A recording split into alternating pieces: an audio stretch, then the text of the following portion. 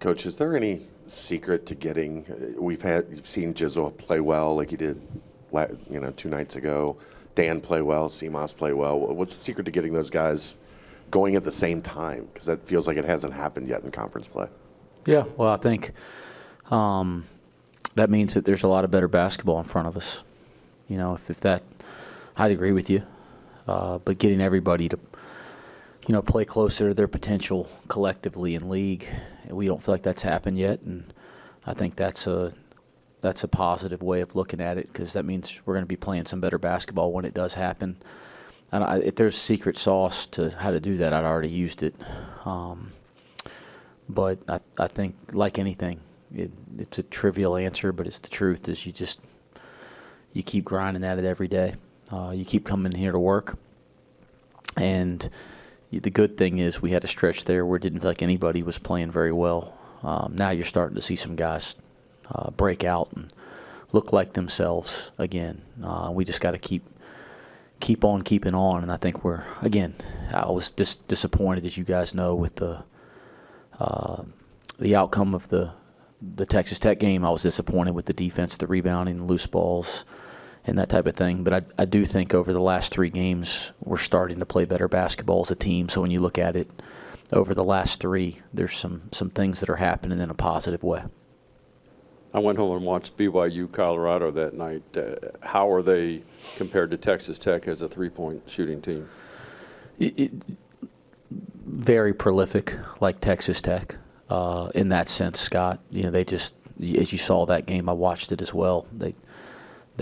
They can rain threes like Texas Tech can do. They probably get to them slightly differently, but the same thing. You got to get set in transition, not give them up. You can't give them up on offensive rebounds like we did against Texas Tech. And they're, again, their style of play is subtly or significantly different, but the same idea. You got to guard the three-point line. Obviously, offense before last game, it wasn't up to par, and you kind of emphasized that. Did you kind of see a natural thing of when the players put pressure on being better offensively, that the defense might have suffered a little bit? It's probably a pretty easy conclusion to come to when you've been really consistent for the most part defensively, and you've had a lid on it, and then all of a sudden the lid comes off a little bit, and then you're not good defensively. I don't know if it's that simple, but the fact of the matter is we got to try to put 40 minutes together in the aspects that we can be good in and the aspects that we value, and we didn't do that in the last game. But again, I think of the last 3, hopefully we're getting some confidence as a group that we're trending the right direction. Coach, you talk about defending the three-point line. Trevor Nell is a guy who kind of lit things up for BYU last time you guys were out in Provo with 9 threes. Talk about what he's able to do. Yeah, he's a guy that every time he comes off a screen, every time he catches the ball in transition or just around some of the action they run, he's a guy that can just rise up and shoot it even when you're right there and you're guarding him. We've seen that before. I think he did that all year in league as well.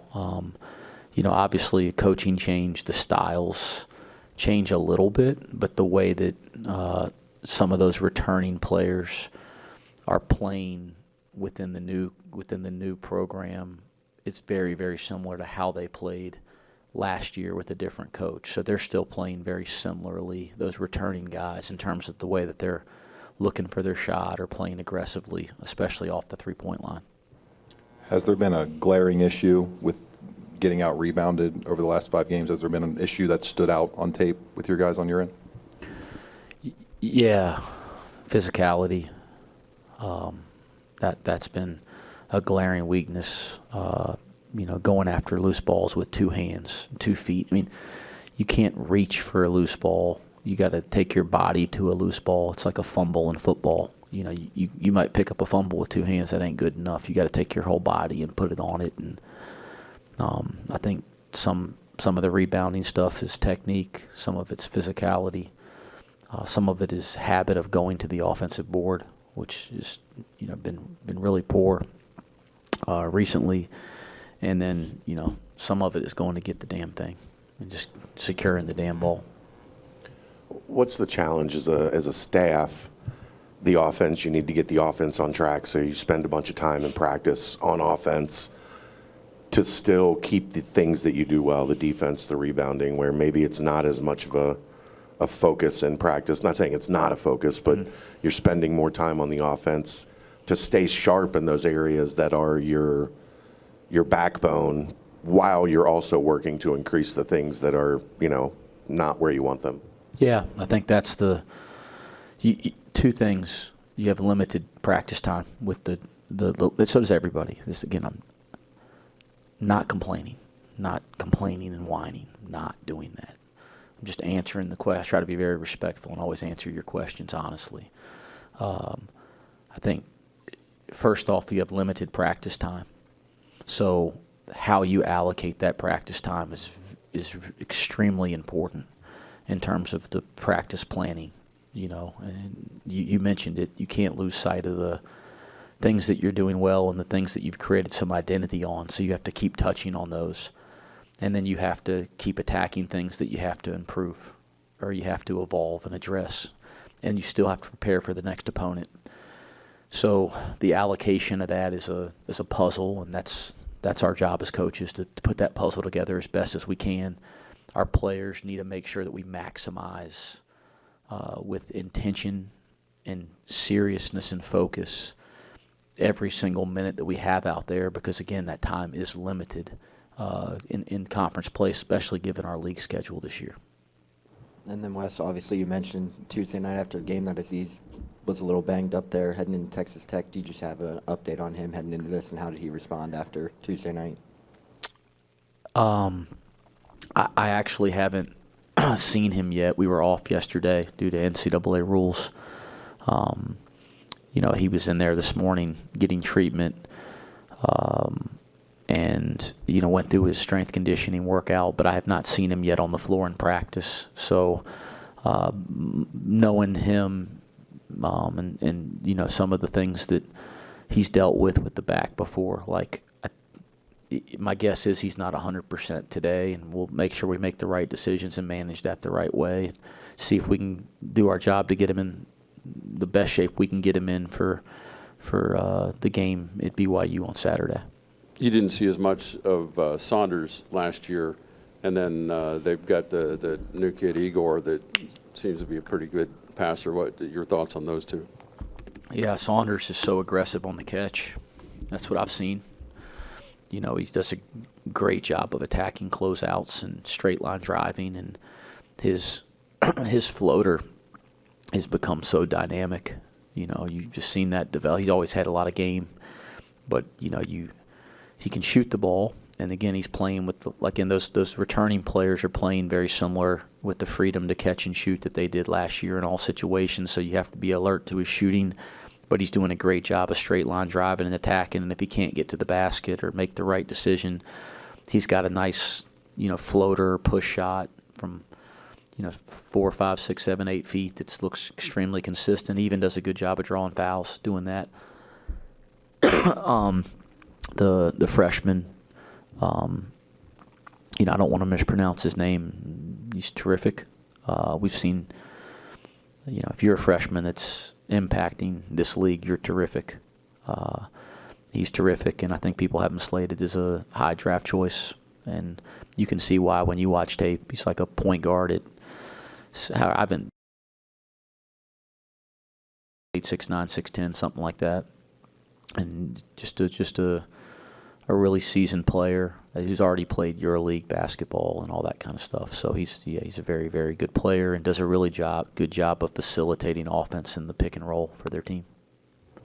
Can you kind of explain, going back to the practice question, the allotment of practice that you guys have in a certain time frame and kind of how it's changed over the years? What do you mean? Like in what sense? You say practice is limited. Like, how do you have to split up how much you practice in a given week, or how has it changed? Yeah, it's simple. I mean, last year we played 18 league games in 10 weeks. And now we're playing 20 league games in 10 weeks. So that's just more games where there were some buys last year. And then when you have a bye, you might have a 5 or 6 day stretch without a game, and you could kind of get back to some preseason type practice, at least the length, maybe address some things or spend more time on some things. I think when you're playing a game, every 2 or 3 days, and look, we played Tuesday, Saturday, so I understand people go, well, that my math ain't that bad, but because of they have to have an off day, you're generally either 2 days out from a game when you're practicing or 1 day out, and and you're obviously cognizant of their body and their legs and that type of stuff because you don't want to run them into the ground. Because again, 20 league games, I think that's a trick too, that you're still fresh in February, into January, February. So I just think it's a different dynamic. Again, this isn't complaining because it's what everybody has to deal with. We knew that, all fall, and we talked about that a lot. It's why we worked really hard on some of our foundational principles even into December in ways that we wouldn't, because we knew we wouldn't have as much practice time after Christmas. But when you want to make some adjustments and changes, that's probably where it's a little bit more difficult than a year that you're playing 18 league games after Christmas. Coach Williams was here the other night. Losing sucks. Does he help comfort you at all after games like that? Yeah, there's nothing that you can help with how you've affected by losing. We're all so highly competitive. We all take it hard. But again, answer your question directly. I don't know about all that, but I've been incredibly fortunate that there's some people in my life as mentors and that have helped me grow as a coach and are still helping me grow as a coach, that are people like Coach Williams, and sometimes people think that, it's easy to say that because he's a Hall of Famer and all that kind of stuff, and I played for him, but he's actually very present in my life as a coach, which is special for me. Not just showing up, but on the phone and watches all of our games and all that kind of stuff. That's fortunate. How would you assess the screening from your offense over the past couple games? Inconsistent.